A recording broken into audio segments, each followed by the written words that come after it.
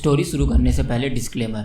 दोस्तों, super God saga की stories में गॉड वर्ड का किसी रिलीजन से कोई लेना देना नहीं है। ये सिर्फ एक लेवल का नाम है जो इस फिक्शनल वर्ल्ड में यूज़ होता है। और हाँ, इस स्टोरी का कोई भी पार्ट किसी भी रिलीजन या कम्युनिटी को हर्ट करने के लिए नहीं है। सब कुछ फिक्शनल है। और हाँ, स्टोरी में फाइट, खून खराबा, इंटेंस सीन्स और कुछ 18+ मोमेंट्स भी हो सकते हैं जो हर एज ग्रुप के लिए सुटेबल नहीं है। इसलिए बच्चे और अंडर 18 व्यूवर्स अपने पेरेंट्स की परमिशन लेके ही इस स्टोरी को सुने। हेलो दोस्तों, आई होप आप लोग अच्छे होंगे। तो मैं आपसे कुछ बात करना चाह रहा हूँ। जैसे कि आपको पता है कि स्टोरी बहुत दिन से लेट आ रही है, 3-4 दिन लग जाता है एक एपिसोड आने में, चाहे जो स्टोरी हो वो स्टोरी में, ठीक ना। तो मैं ये बताना चाह रहा हूँ, ये सब ऐसा इसलिए हो रहा है क्योंकि अभी क्या है ना कि मैं कुछ ढूंढ रहा हूँ, कुछ फोकस करने के लिए दूसरी चीज़ पे, काम पे। इस वजह से मैं इस पर फोकस नहीं कर पा रहा हूँ।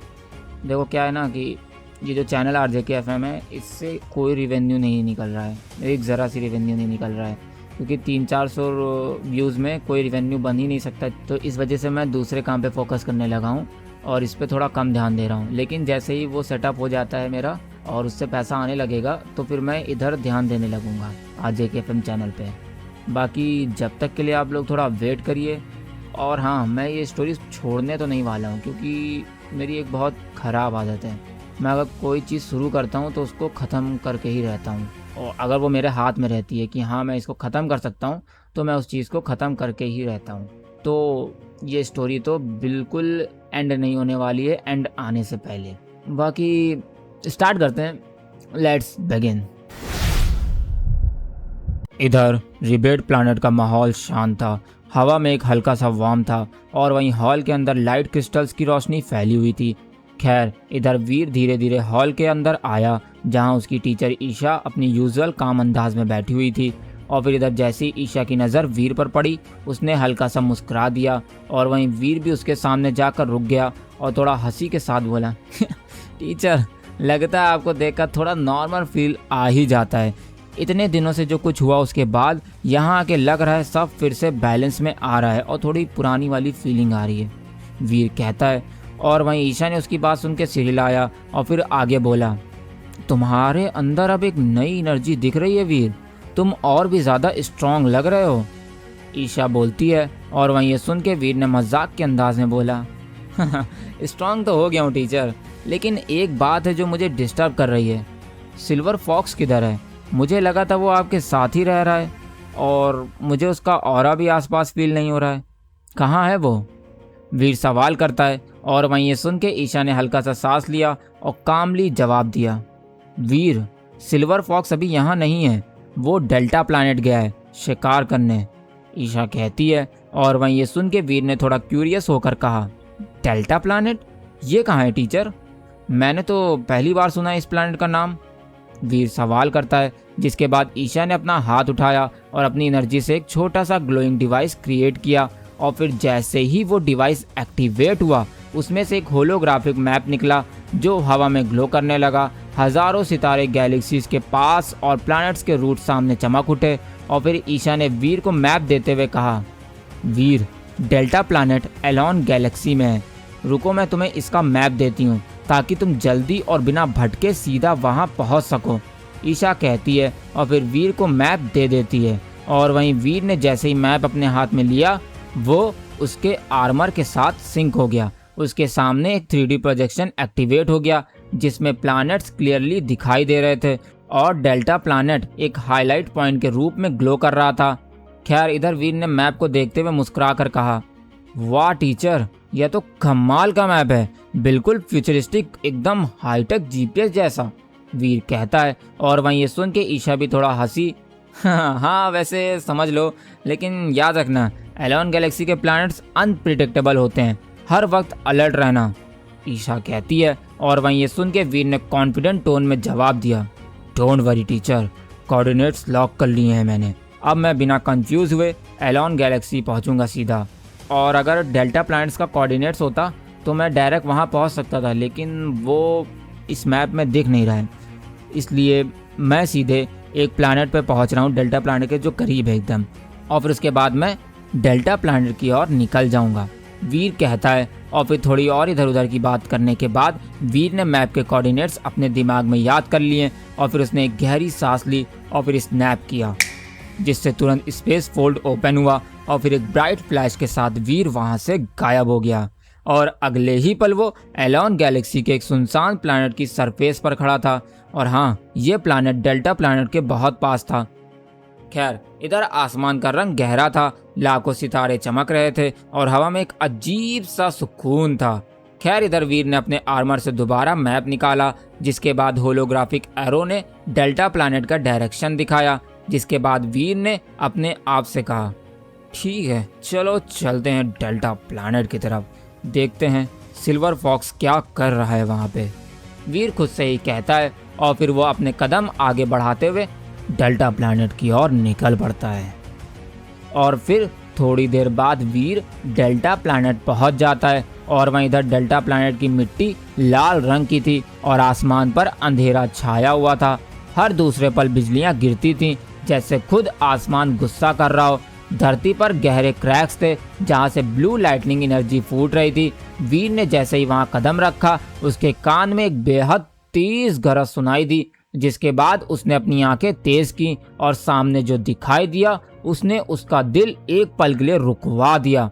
बैटलफील्ड के बीच एक शक्तिशाली सिल्वर फॉक्स खड़ा था। उसका सफेद चमकदार रूप डिवाइन लग रहा था, जिसमें से गॉड लेवल की एनर्जी बाहर निकल रही थी। उसका फर चमक रहा था जैसे रोशनी की लहरों से बना हो और उसकी आंखों में एकदम अलग ही नूर था। खैर, इधर सिल्वर फॉक्स अभी गॉड के 3rd लेवल पर था और बस 2 कदम दूर था रियल गॉड बनने से। लेकिन इस वक्त उसके आसपास एक बड़ा एनिमी सर्कल बना हुआ था। मेरा मतलब सिल्वर फॉक्स के चारों तरफ 10 गॉड लेवल के थंडर स्टोन बुल एलियंस खड़े थे। उनका शक्तिशाली रूप इतना बड़ा था कि हर एक का बदन पहाड़ जैसा लग रहा था। उनके सींग पत्थर जैसे थे, जिनसे बार बार थंडर की लहरें निकल रही थी। और हाँ, उनके कदम गिरते ही धरती टूट जा रही थी। हर एक बुल के अंदर से ऐसी डिस्ट्रक्टिव एनर्जी निकल रही थी कि आसपास का माहौल ही थरथरा रहा था। और वहीं सिल्वर फॉक्स अपनी लाइटनिंग स्पीड से उनके स्ट्राइक डॉज कर रहा था।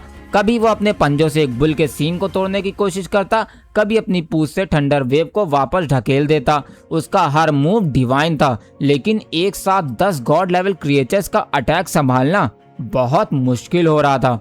एक के बाद एक स्ट्राइक्स उसके बॉडी को छूकर जा रहे थे। उसके फर से डिवाइन स्पार्क्स उड़ रहे थे और उसकी सांस भारी होने लगी थी। खैर, इधर वीर ने ये सब देखा, जिसके बाद उसकी आंखों में टेंशन आ गई। उसने अपने अंदर सोचा, सिल्वर फॉक्स गॉड के 3rd लेवल पर होते हुए भी परेशान है। इसका मतलब ये थंडर स्टोन बुल्स किसी आम लेवल के नहीं है, इसलिए अगर मैं अभी कुछ ना करूं तो।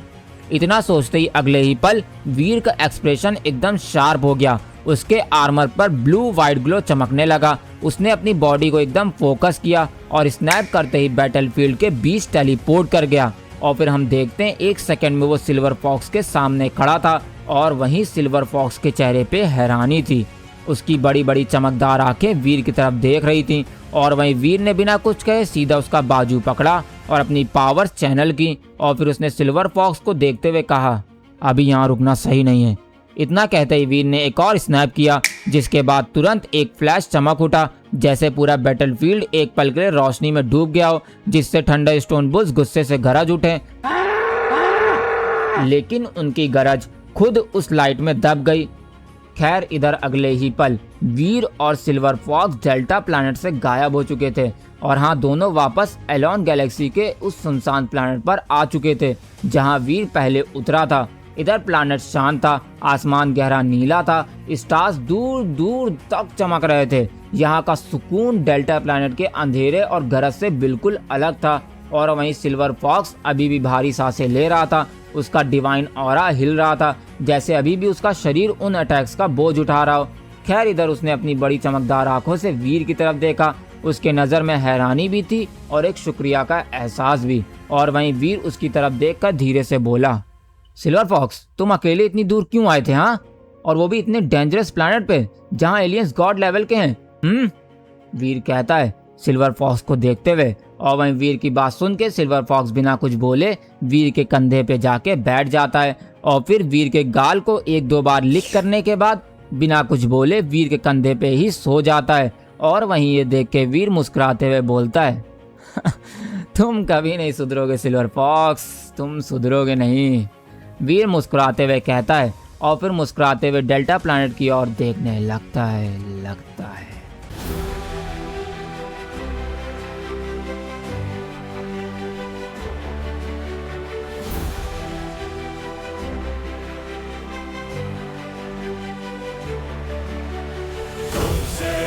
रोशन है ये आसमां, हीरोज हमारे तुम हो जानू, तुम हो रोशनी, अंधेरे को तुमने दी जिंदगी। तुमसे ही रोशन है ये आसमां, हीरोज हमारे तुम हो जानू, तुम हो रोशनी, अंधेरे को तुमने दी जिंदगी।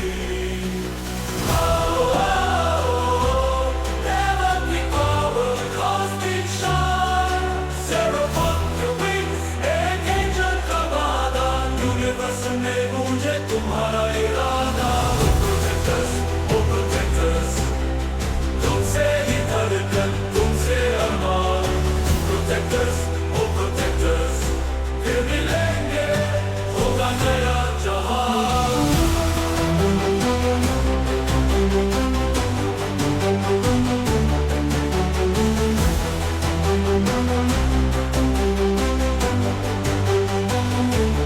रानी की गूंज, प्रांत का शोर, हर दिन में तुम हो, हर सुबह पर रोज। farewell नहीं है, ये है एक नया सफर, तुम्हारे बिना अधूरा है ये universe. Yeah, from the big boy, yeah,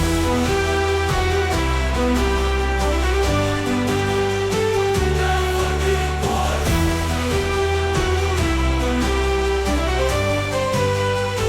yeah, from the big boy. Protectors, oh protectors, तुमसे ही धड़कन, तुमसे अरमान, protectors, oh protectors, फिर मिलेंगे, होगा नया जहां। Protectors, oh protectors, तुमसे ही धड़कन, तुमसे अरमान, protectors, oh protectors, फिर मिलेंगे, होगा नया जहां, होगा नया जहां। Protectors, oh protectors, तुमसे ही धड़कन, तुमसे अरमान, तुमसे ही धड़कन, तुमसे ही धड़कन, तुमसे अरमान। Protectors, oh protectors, oh protectors, oh protectors, protectors। Ali की गूंज, क्राउड का शोर, हर दिल में तुम हो, हर सुबह पर farewell नहीं है, ये है एक नया सफर, तुम्हारे बिना अधूरा है ये यूनिवर्स। Heavenly One,